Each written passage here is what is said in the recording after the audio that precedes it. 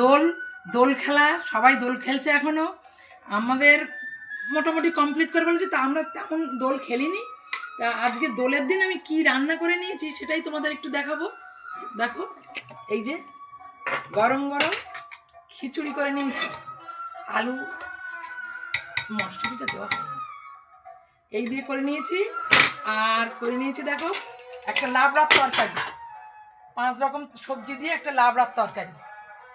আর করে নিয়েছি দেখো কুলের চাটনি। আর করে নিয়েছি দেখো পাঁপড় ভাজা।